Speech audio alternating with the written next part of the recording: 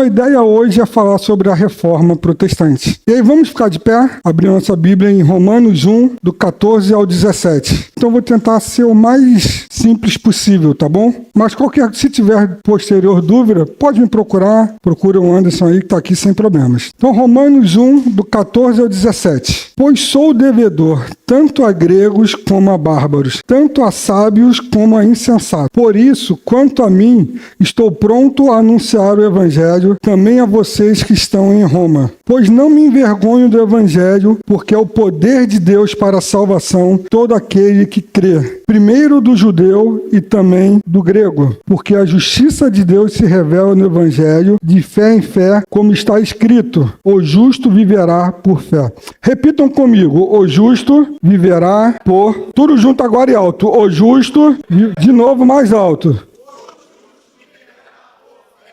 Vamos fechar nossos olhos, vamos orar. O justo viverá por fé.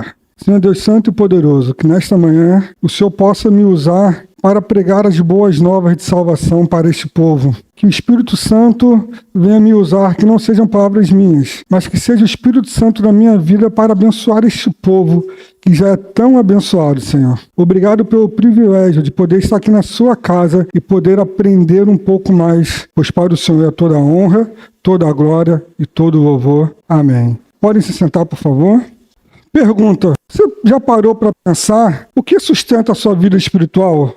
O que te move a continuar servindo a Deus, mesmo em meio a lutas, dificuldades? E a resposta está nesse simples verso mais poderoso: o justo viverá por fé.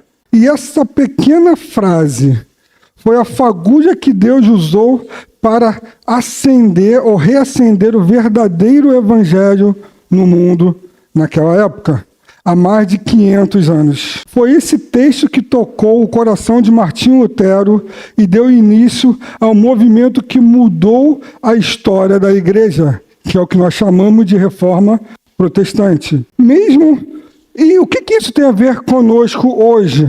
Tem exatamente a ver tudo. Hoje nós somos Igreja Cristã Nova Vida, de uma linha de reforma, por conta desse acontecimento há 500 anos atrás. Porque os mesmos erros do passado muitas vezes se repetem ainda hoje em muitas igrejas, ou tentam invadir a nossa cultura. E é importante entendermos que fagulha foi essa que mudou e reacendeu o fogo do Evangelho naquela época, e nós não podemos deixar de nos acender diariamente. Mas eu preciso contextualizar um pouco vocês antes de entrar nos 5 solas da Reforma, tá? Primeiro resumo da igreja cristã. Começou lá em Atos 2, cheia do Espírito Santo, cheia de poder, cheia de fé, eles se reuniam e crescia, apesar da perseguição, e o evangelho era pregado com muita ousadia. Mesmo perseguido, mesmo começando pequeno, a Bíblia diz que eles se reuniam, eles cantavam louvores, eles tinham uma verdadeira comunhão entre eles,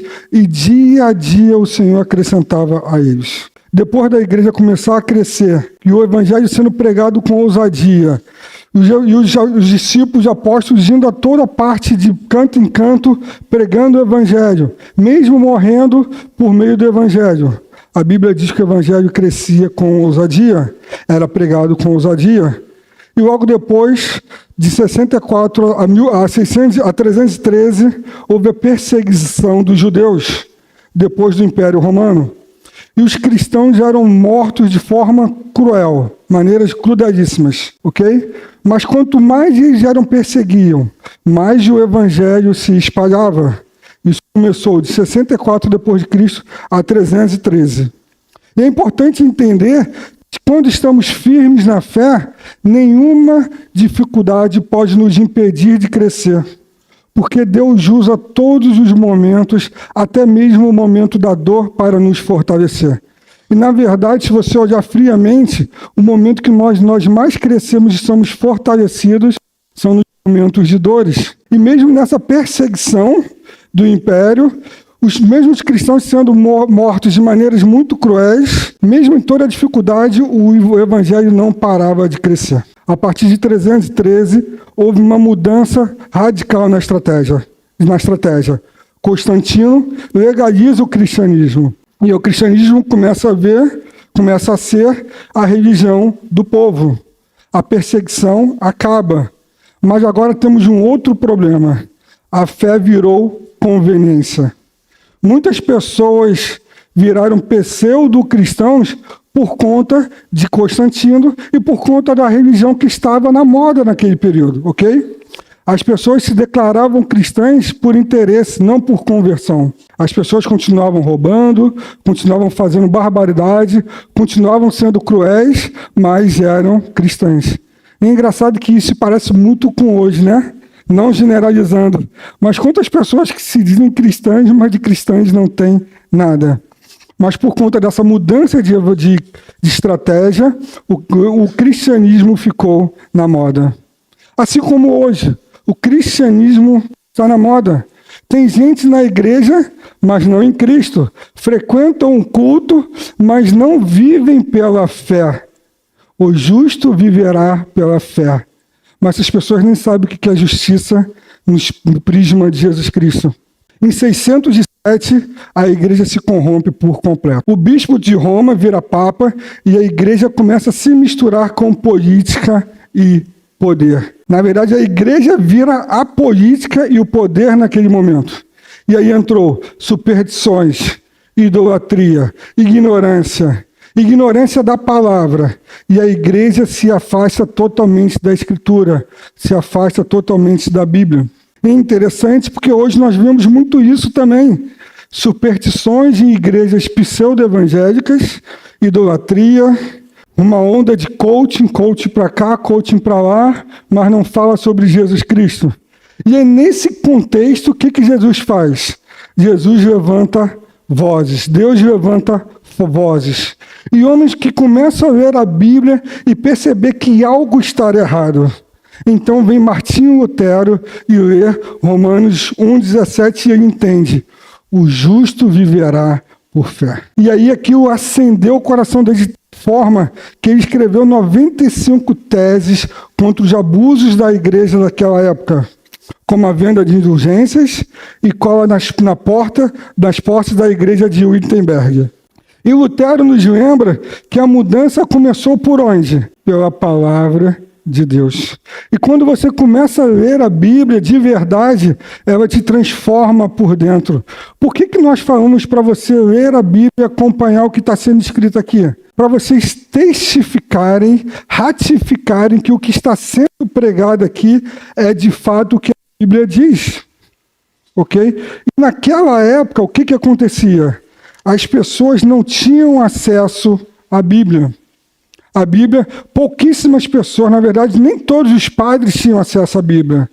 Somente o Vaticano, somente o Papa e alguns pastores. E eles falavam barbaridades. E as pessoas tinham medo. Então, por conta disso, Lutero leu e na hora ele falou: caramba, tem alguma, tá tudo errado.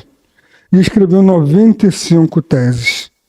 E ele leu: pois não me envergonho do Evangelho, porque é o poder de Deus para a salvação de todo aquele que ele crê. Não era pregado isso. Primeiro do judeu e também do grego. E a igreja pregava que somente o catolicismo. Visto que a justiça de Deus se revela onde? No Evangelho. De fé em fé, como está escrito: o justo viverá por fé. E a Reforma Protestante, em 1517, com Martinho Lutero e suas 95 teses contra o abuso da igreja romana, não foi apenas um movimento de ruptura institucional, mas uma restauração profunda das Escrituras. E no centro deste movimento estão as 5 solas. Solas significa somente. Princípios que reafirmaram a fé cristã baseada na Escritura e na obra redentora de Jesus Cristo. E nesta manhã eu quero falar com vocês sobre essas 5 solas. E a primeira é sola Escritura, que significa somente a Escritura. A Bíblia é a única regra infalível de fé e prática cristã. Sola Escritura significa que a Bíblia é a única fonte de autoridade divina para a vida cristã. Na época de Lutero, a Igreja Católica colocava a tradição e os ensinamentos papais no mesmo nível da Escritura. Falava sobre a infalibilidade do Papa. O Papa não erra, o Papa é infalível. As tradições católicas estavam acima ou no mesmo nível da Escritura, o que gerava distorções na fé. Lembrando que aquele povo não tinha conhecimento, aquele povo não sabia ler. A Bíblia só tinha 1 ou 2 idiomas, então poucas pessoas tinham acesso. Então tudo que o Papa, tudo que a igreja falava era lei. E aí eles faziam barbaridades. Gerava muitas distorções da fé. E Lutero, ao ler a Bíblia, entendeu que a palavra de Deus deveria ser a nossa única fonte de fé e praticada sem substituições humanas. Ao fixar as 95 teses, ele confrontava a autoridade da Igreja Católica e colocava a tradição e o pronunciamento do Papa em voga, porque a Igreja colocava os dois no mesmo nível da Escritura. A Bíblia ela estava trancada no latim, inacessível ao povo. E a Reforma resgatou o princípio: somente a Escritura é a autoridade final. Isso revolucionou aquela situação e permitiu que cada cristão tivesse acesso direto à palavra de Deus. Não só a Igreja Católica, não só o Papa ou alguns pastores, mas não. Todos tiveram acesso às Escrituras. 2 Timóteo 3, 16 e 17 diz: toda a Escritura é inspirada por Deus e útil para o ensino, para a compreensão, para a correção e para a educação na justiça, a fim de que o homem de Deus seja perfeito e perfeitamente habilitado para toda boa obra. Salmo 119, 105 diz: lâmpada para os meus pés é a tua palavra e luz para o meu caminho. Nos dias de hoje, vivemos uma época onde muitas pessoas tentam moldar a Bíblia às suas próprias opiniões, às suas próprias vontades. Infelizmente, vivemos muitas vezes num relativismo religioso, um relativismo bíblico, onde as pessoas escolhem os versículos, escolhem os versos mais famosos, os salmos mais famosos, aqueles versículos que mais lhe convêm para aquela situação. Hoje em dia, muitas pessoas conhecem a Bíblia pelo Salmo 23, pelo Salmo 91, por alguns versículos sem contextos. Infelizmente, a Bíblia nunca foi tão falada, mas nunca foi tão pouco lida. Devemos lembrar que a Bíblia tem que ser a nossa única fonte de autoridade, nossa única fonte de base espiritual. Ao enfrentarmos dificuldades ou dúvidas, é na Escritura que devemos buscar a direção, ok? Toda mensagem pregada num púlpito tem que ter como fonte primais a Santa Escritura. A Bíblia é a única revelação escrita, infalível e suficiente de Deus para o homem. Ela é a normas. O que significa? É a norma que normatiza. Enquanto outras tradições, outras religiosidades, outras autoridades buscam com base em tradições, em pastores, em concílios, não. Nós, da Igreja Cristã de Nova Vida, somos norma normata, que é a Bíblia que normatiza tudo que cremos, tudo que vivemos, tudo que sabemos acerca de Cristo. Tudo que pregamos aqui tem que ser normatizado com base na Bíblia. No passado, tradições humanas sempre eram colocadas diante da Escritura. Hoje, infelizmente, temos relativismo bíblicos. Para mim, esse texto significa isto. Este versículo, para mim, significa isso por conta disso que eu estou passando. A Bíblia não pode ser, de forma alguma, usada como inspiração emocional, mas como uma autoridade espiritual. Toda a Bíblia e toda a doutrina tem que ser toda a doutrina, toda a nossa prática de fé tem que ser normatizada, baseada com base na Bíblia. Tem que ser exclusivamente da Escritura. Se a Bíblia diz algo que contraria a minha cultura, sentimento ou tradição, eu me rendo à palavra de Deus, não ao contrário. Não é a cultura, não é a tradição, não é o sentimento que eu tenho que trazer para a Bíblia. Não, é a Bíblia que eu tenho que me render em relação a essas situações. Somente a Escritura. Sola fide, que significa somente a fé. A justificação de Deus é recebida somente e exclusivamente por meio da fé e não por obras. Somente pela fé, o sola fide, significa que a salvação é alcançada unicamente em fé, pela fé em Jesus Cristo. Não são por nossas obras, não são por rituais, não são por rituais até mesmo religiosos, não são por méritos humanos que nos tornam justos diante de Deus, mas somente pela fé em Jesus Cristo, porque é ela que nos justifica diante do pecado. E Lutero resgatou essa compreensão de que somos salvos pela fé, não pela Igreja Católica, não pelo pastor, não pela música, não por bispo, não por santos, não por pseudo-missionários, não. Não por ações, não por indulgências. Nós somos salvos pela fé em Cristo Jesus. E na época de Lutero, a Igreja Católica ensinava que poderíamos comprar, ou as pessoas poderiam comprar a fé por indulgências, ou seja, pagar para reduzir o tempo no purgatório, ou até mesmo pagar para salvar a alma toda, mas tinha que ter muito dinheiro, não era para poucos. E Lutero refutou essa prática, afirmando que a salvação é um presente de Deus e acessível apenas pela fé em Jesus Cristo. Romanos 3,28 diz: concluímos, pois, que o homem é justificado pela fé, independente das obras da lei. Gálatas 2,16 diz: sabemos que o homem não é justificado pelas obras da lei, e sim mediante a fé em Cristo. Pelas graças sou salvo mediante a fé, não por obras, para que ninguém se glorie. A doutrina da justificação pela fé foi o artigo pelo qual a igreja permanece de pé e não cai. Lutero fala isso. Ele distingue o evangelho da religião. Fé é confiança e entrega, não mera crença espiritual. Fé é entregar a sua vida diante de Jesus Cristo. As boas obras são consequência da fé verdadeira, nunca a sua causa. Efésios 2,10 fala sobre isso. Eu sou uma pessoa boa não porque eu sou salvo, mas por eu ser salvo, por eu confiar em Jesus Cristo, eu pratico boas obras. Isso é algo natural, porque a Escritura me ensina sobre isso. Muitas vezes tentamos agradar a Deus com nossos próprios esforços ou nossas obras.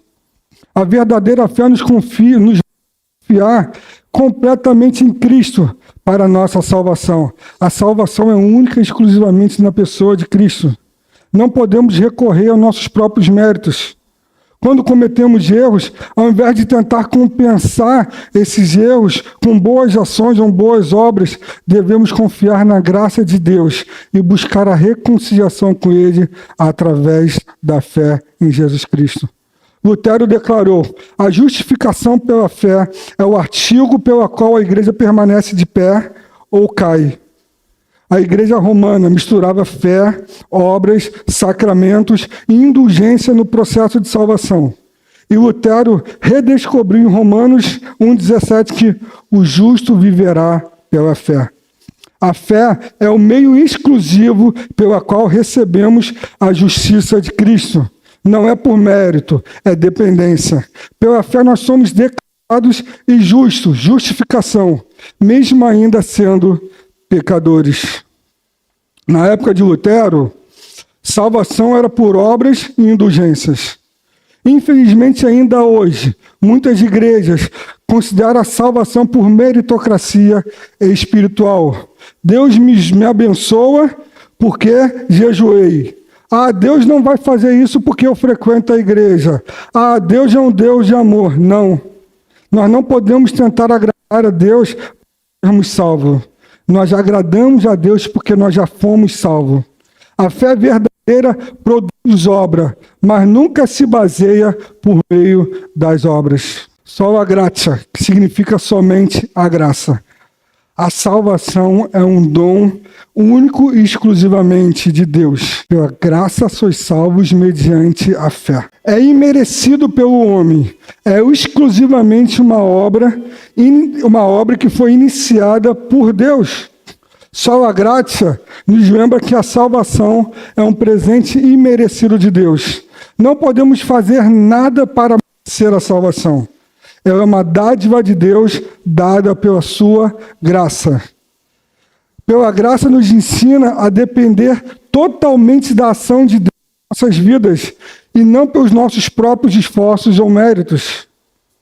Naquela época, a prática de vender indulgências tornou a salvação algo comercializável, principalmente durante a Idade Média. Quem tinha dinheiro podia comprar a salvação como um todo, ou podia comprar parte do purgatório. Ao invés de você viver 1000 anos, tu vai viver 900 anos.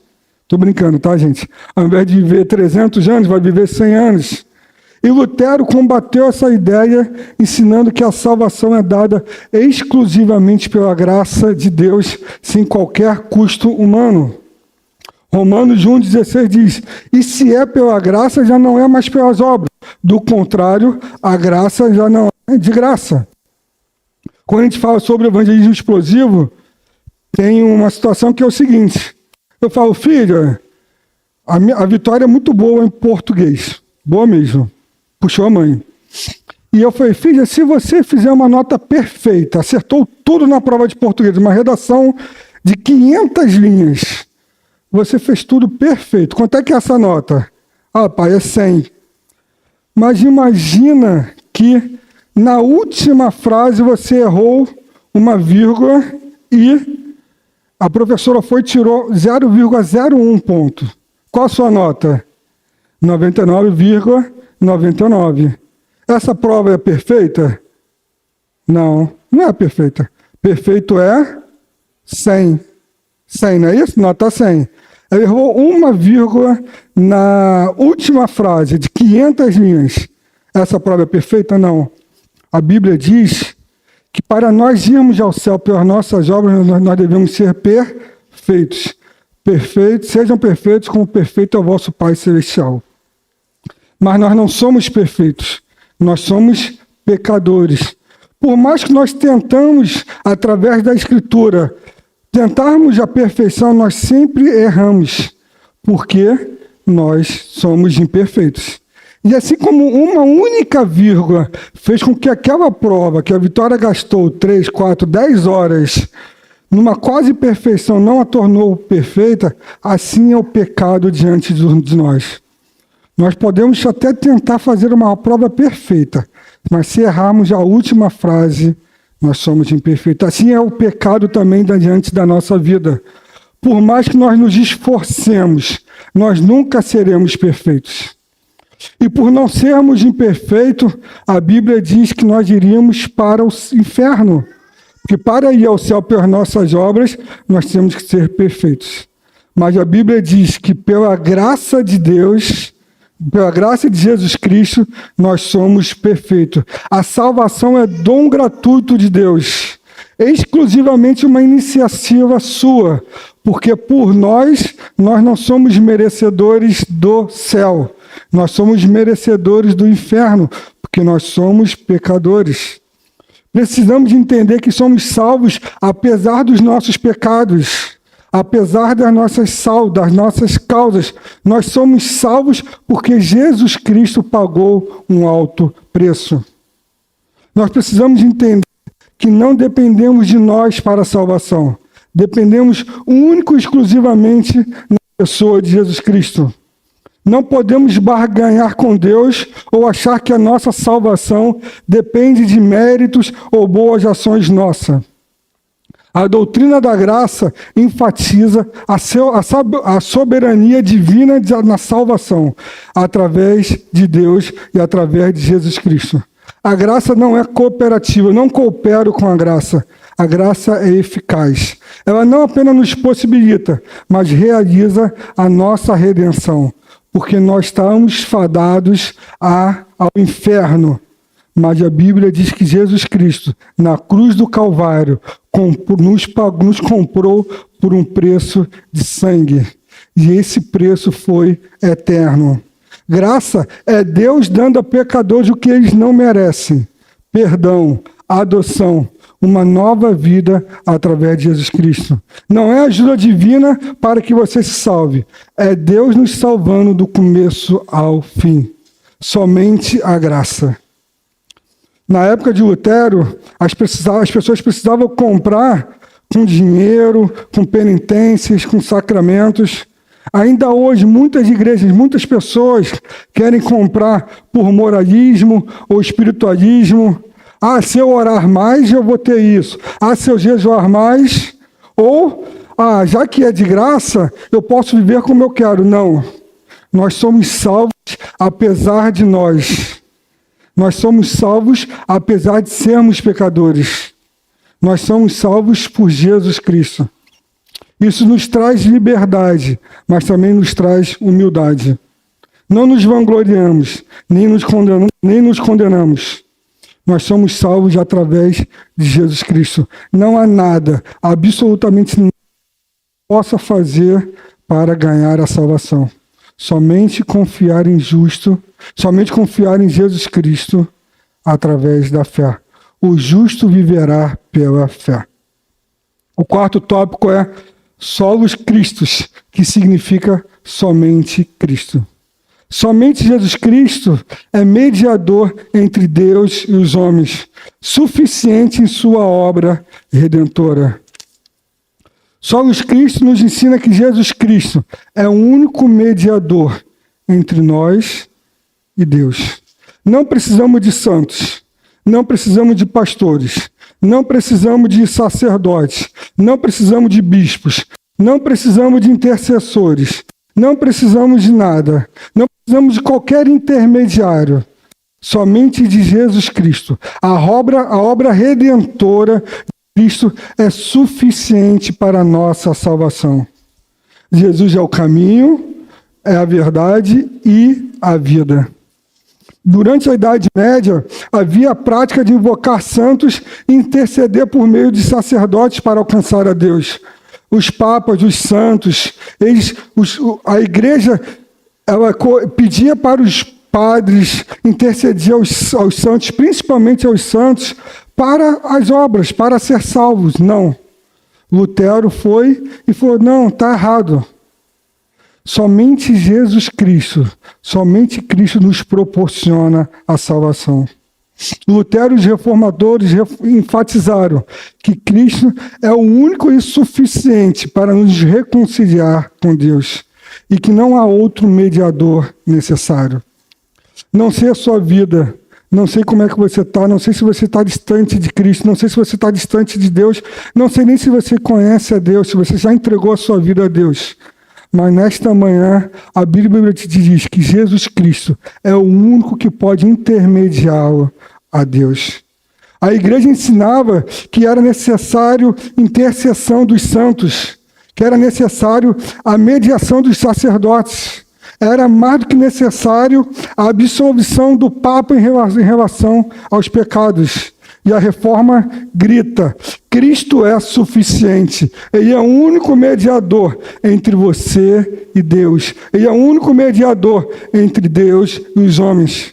1 Timóteo 2 diz, há um só Deus e um só mediador entre Deus e os homens, Jesus Cristo. João 14,6 diz, eu sou o caminho, a verdade e a vida. Ninguém vem ao Pai senão por mim. Cristo é o único que viveu sem pecados, que morreu na cruz e ressuscitou ao terceiro dia.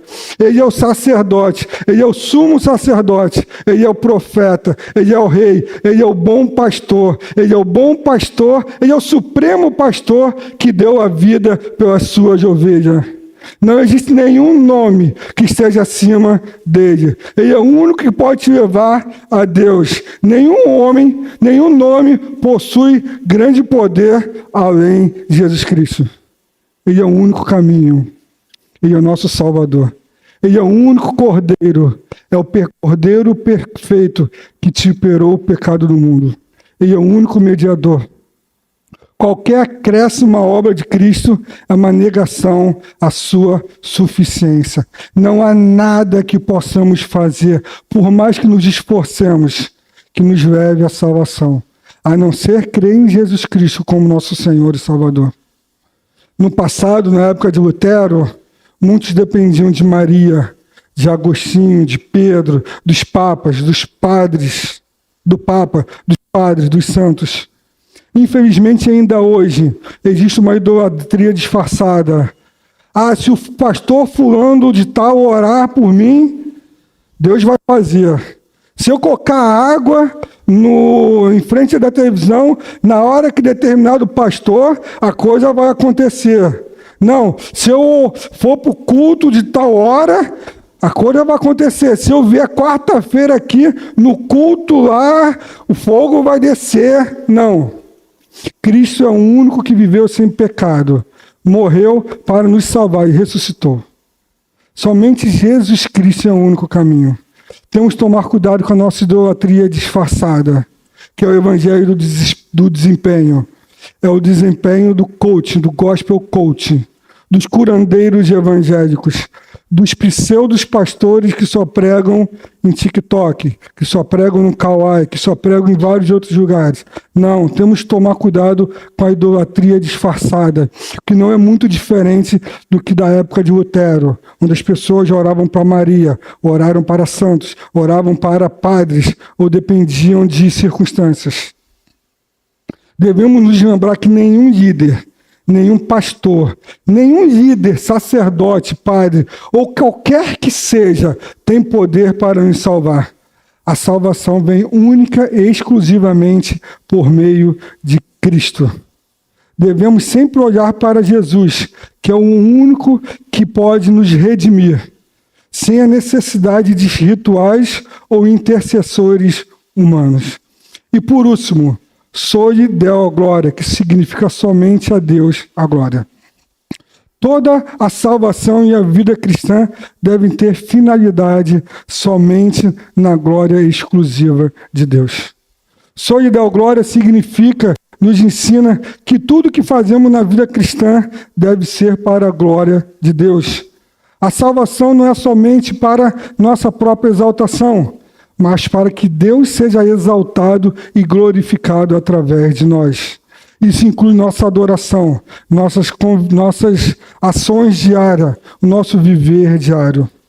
Durante a Idade Média, durante a Idade de Lutero, a época de Lutero, a igreja buscava glória somente para si, acumulando riquezas, acumulando poder. E Lutero e os reformadores colocaram Deus no centro de toda a vida cristã. Lembrando que tudo, absolutamente tudo, deve ser para a glória de Deus. Romanos 11:36 diz, porque dele, por ele e para ele são todas as coisas. A ele seja a glória para sempre. Por ele, para ele, deve ser todas as coisas. A glória dele não é compartilhada com homens. Não é compartilhada com igrejas, não é compartilhada com pessoas, com instituições ou com méritos humanos. O culto, a pregação e a salvação, a missão devem ser única e exclusivamente para exaltar a pessoa de Deus. Estamos aqui para exaltar a pessoa de Deus. É bom ouvir boas músicas, é bom estar em comunhão, é bom estar em comunhão num bom ar-condicionado, é bom estar aqui entre vocês, mas isso tudo é secundário. O primário é cultuar a pessoa de Deus. Estamos aqui única e exclusivamente para a sua missão. Tudo foi criado por Deus, para Deus e para a sua glória. Isso inclui a criação, isso inclui a salvação, isso inclui a igreja, isso inclui a nossa família, isso inclui o nosso emprego, isso inclui a nossa vida.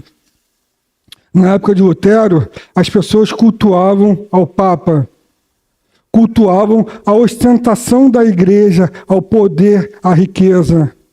Infelizmente, ainda hoje, existe muito narcisismo gospel, que é ministério como palco. Um Instagram evangelístico mais voltado à estética do que necessariamente à glória de Deus. A minha vida, a sua vida deve exaltar a Deus e não a você. Trabalho, casamento, amizade, tempo, dons existem para glorificar única e exclusivamente a Deus. Até a sua luta contra o pecado, contra a dor, é para a glória de Deus. Precisamos sempre examinar as nossas motivações, nossas ações no trabalho, na igreja, no lar, na nossa família, estão sendo de fato feitas para a glória de Deus. Se não, precisamos ajustar o nosso foco. Nossa vida é para exaltar a Deus em tudo o que fazemos. Para finalizar, vou pedir para os músicos subirem, tá bom? Os 5 solas não são apenas um legado histórico, mas é um manifesto teológico ainda hoje. Quando lemos, aprendemos sobre isso, precisamos reformar o nosso coração. Precisamos orientar o nosso culto. Precisamos fortalecer a nossa igreja em tempos de confusão doutrinária. Podem ficar de pé, por favor? E precisamos retornar a esses fundamentos e retornar ao evangelho puro de Cristo. Hoje, mais do que nunca, Deus nos chama para voltar às origens da fé. Precisamos voltar à sua palavra. Precisamos confiar a fé somente em Jesus Cristo. Dependemos confiar da graça de Deus, olhar somente para Jesus Cristo e viver para a glória de Deus. Vamos fechar nossos olhos. Não sei como está a sua vida hoje, não sei como é que está a sua casa, não sei como é que está a sua família, não sei como é que você está emocionalmente, mas o que eu sei é que precisamos depender de fé, da fé em Jesus Cristo. E a nossa fé tem que ser baseada nas Escrituras. A nossa fé tem que ser baseada na pessoa de Jesus Cristo. Tem que ser baseada na graça de Jesus Cristo como Redentor. Tem que ser baseada em Deus.